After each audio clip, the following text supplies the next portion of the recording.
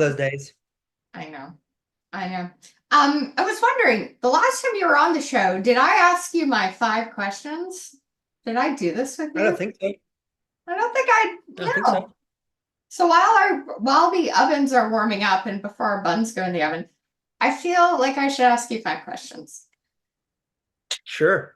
Here we go. Question number one. What is the worst meal to eat on a first date? Worst meal soup.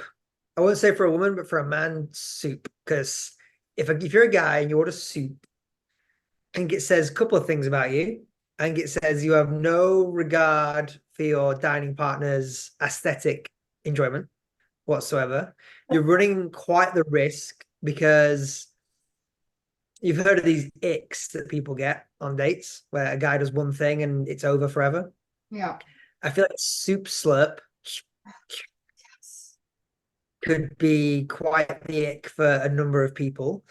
I also think it tells the person you're on a date with that you don't have a lot of imagination.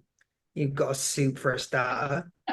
And unless the restaurant is famous for their soup, unless like it's a little French bistro where they have a million reviews for this incredible French onion, or it's you're in New Orleans and it's like a fish thing, or you're in the south of France and it's Yeah. bull. Unless you're in a place like that, soup is never gonna be the best thing you could order to start dinner with. So it's messy. I like It that. indicates you have a lack of imagination, and you got quite a high likelihood of getting icked when consuming.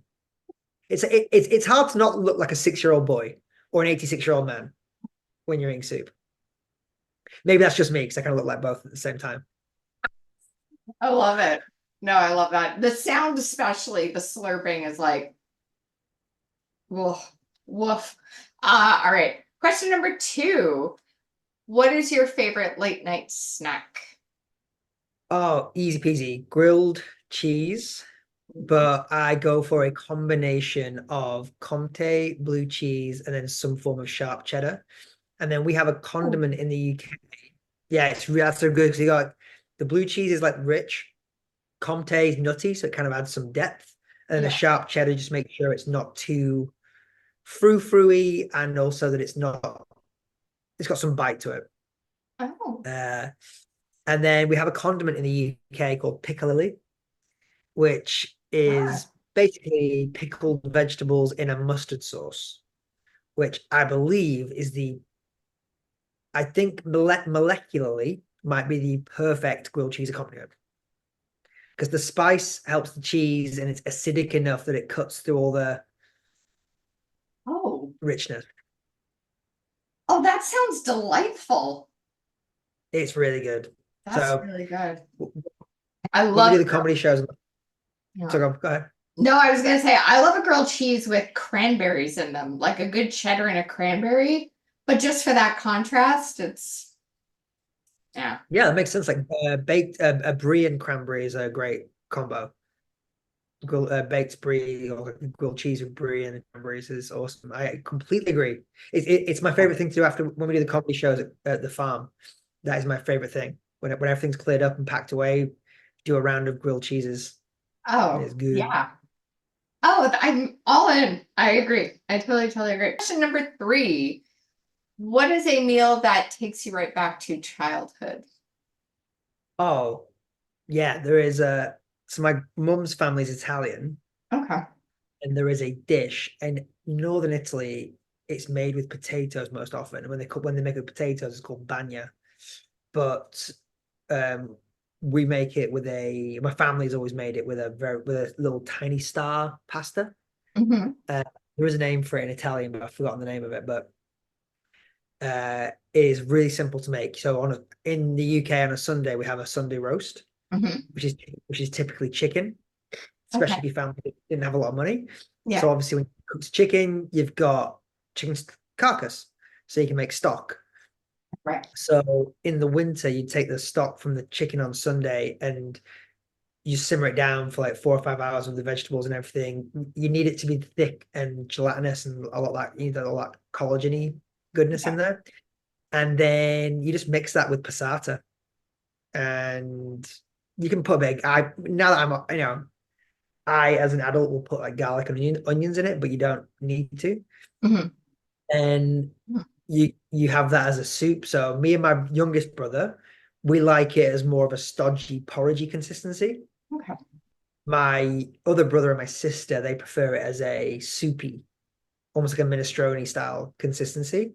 What we Mhm. all agree on is it should be served with a metric fuck ton of cheese. That's the one thing we can all agree on. And you can just do straight sharp cheddar, or you can do parmesan if you would Parmesan. like.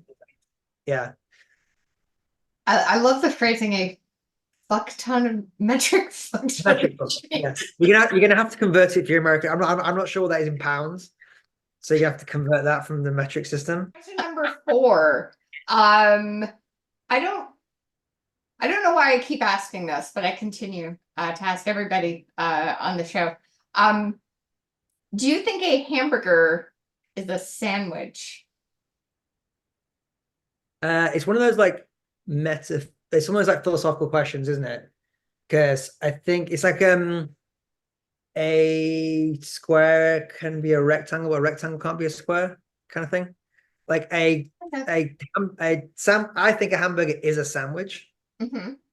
So I think because a sandwich is a filling between bread, right? Yes. Yeah. So by that definition, it is a sandwich. Yeah. What I do think is if you take the burger buns away, it fails to be a burger. I also think Hmm. people get very loose linguistically with a burger and a hamburger. Because a hamburger is the original German, it's Right. beef patties in between bread.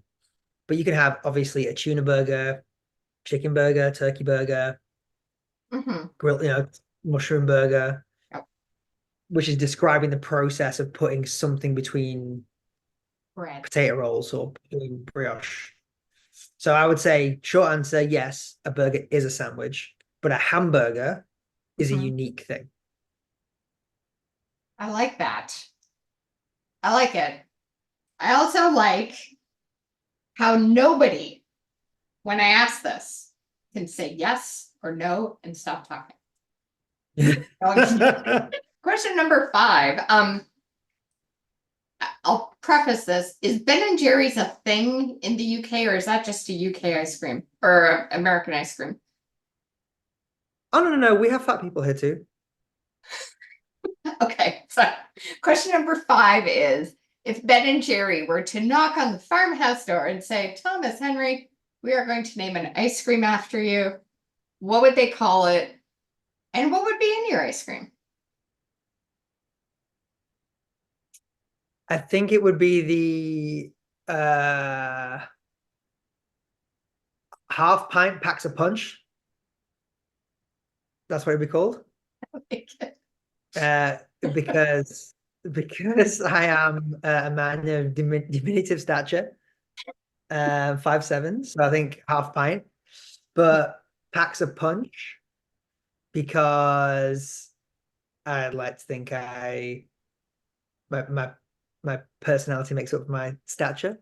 So what I have in it, I love cookie dough. So what I would want is my ice cream like Yeah. chocked full of stuff. Hmm. So I think I would do cookie dough, dark chocolate, and ginger snaps. In Oh. fact, ginger Oh, snap cookie dough, dark chocolate, and then because I'm English with Irish ancestry, I have to have some sort of booze, maybe like a Bailey's cream running through the middle. So dark chocolate, ginger snap cookie dough, Bailey's cream. that sounds amazing. They should get on that right away. Ginger snap cookie dough should be a thing. It's always I don't know chocolate why it isn't. chip. I know. There's more than one. There's more than one. It's a good cookie, yeah. Mum's dead. Mum, she could see it then. She was just you were desperate to chat me with that, weren't you? I like cookie dough. It'll be fine.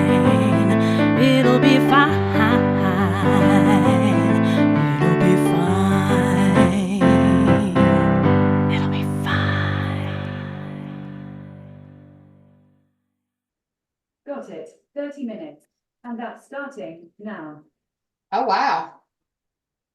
She sounds authoritative. You're Yeah, she's got like a real like British school mom energy. I was just about to say that. And her and my mum argue all the time. Because my mum's got like a thick Yorkshire accent. So that in American terms, that would be like someone having a actually, do you know what's most similar to? It's most similar to someone having like a Carolina or like Virginia or like yeah, like a North Carolina accent. Okay. But there are some words that are distinctive and it's hard to actually understand what you're saying. So my mum, if she wants her to make me a timer or whatever, she'll get Google, make me a timer. And goes like, I'm sorry, would you like me to mechanics in your area? And my mum's like, no, mech. Tell me if I want it. I don't know. You mean make, mum? Yes, mech it. She said she can hear me. I love